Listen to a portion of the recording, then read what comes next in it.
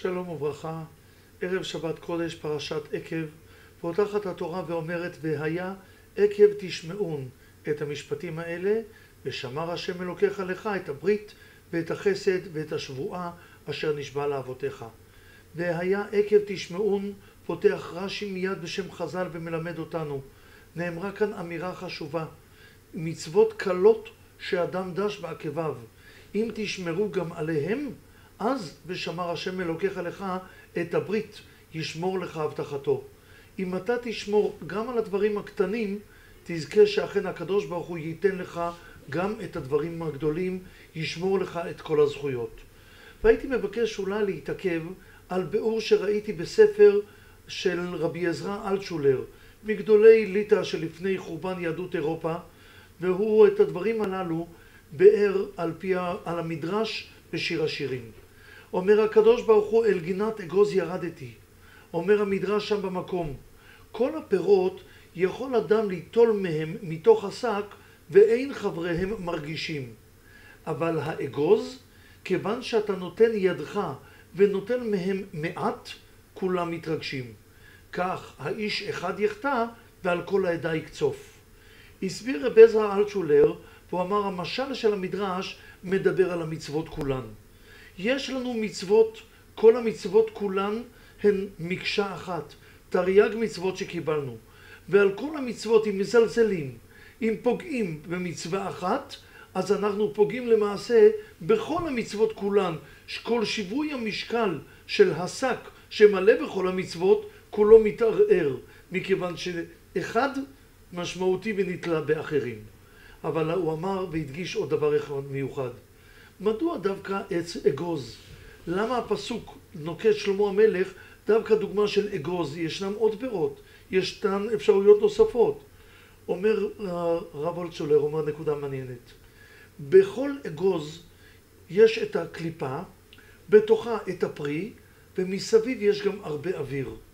זה אוויר מלא, זה אוויר לעתים מעט, הפרי הוא קטן והרבה אוויר, אבל זה אוויר מעניין.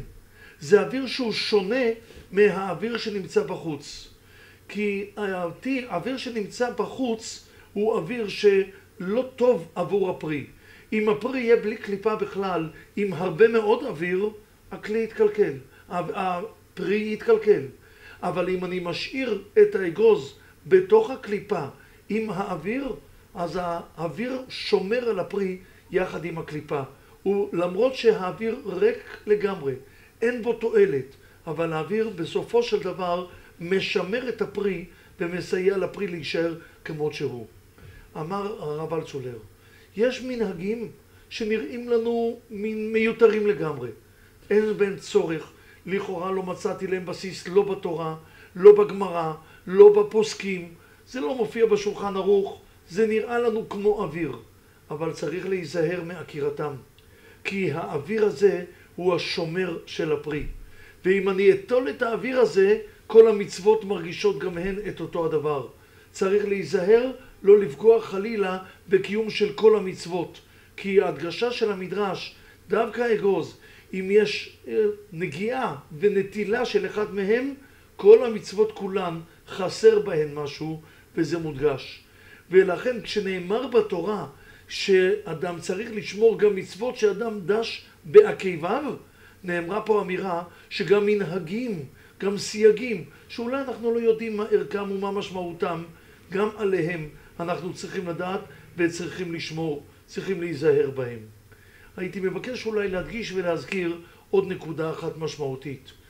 הגאון מווילנה היה אומר זאת על הפסוק של משלי, אל תשג גבול עולם אשר עשו אבותיך. כלומר, דבר שמעולם עשו אבותיך, תיזהר, אל תשנה אותו. אל תלך אלא בעקבי הצאן, רק בדרך הזאת. נכון, ישנם מנהגים שלכאורה הם נראים לנו מיותרים, נראים לנו אפילו לא נכונים, אבל אחד מגדולי ירושלים, המהר"ם חגיז, כותב ביטוי, כל מנהג ישראל ודאי יש בו טעם וריח טוב כעין של תורה.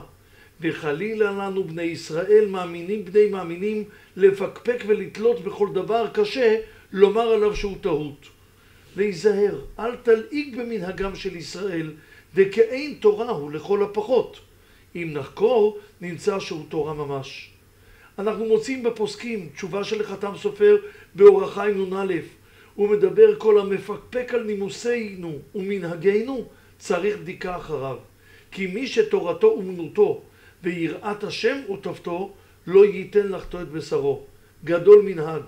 בני אשכנז גם מברכים בעת קיום מנהג, אשר קידשנו במצוותיו וציוונו. מנהגים הם דבר מהותי. אנחנו נזהרים, אנחנו נשמרים, ואנחנו צריכים לדעת את ההדגשה החשובה הזאת. כפי שאומר לנו רש"י על מצוות, אם מצוות קלות, עבירות קלות, שאדם דש בעקביו, אם הוא לא ישמור עליהן, הוא ייפגע. אם ישמור, אדרבה ואדרבה, שמר השם אלוקיך לך את הברית ואת החסד, ישמור לנו הבטחתו. זה נאמר על מצוות, זה נאמר על מנהגים, אל תיטוש תורת אמך. גם אם אני לא בטוח, גם לא יודע וגם לא מבין מה הסיבה. אבל אם נהגו כך דורות, אנחנו נמשיך כדי שהדורות הלאה ישמרו את עוצמתם הרוחנית, ישמרו את צורתם היהודית, וניתן יהיה להבחין על הקשר בין הדור שלנו לדורות קודמים. כי גם אם בטכנולוגיה ובדברים אחרים אנחנו שונים מאוד, אבל במנהגי ישראל נשמור על עצמנו בדרך הזו, ונזכה לברית ולחסד שהובטחו ונשמרו לאבותינו, כן יהיה גם לנו. שבת שלום ומבורך.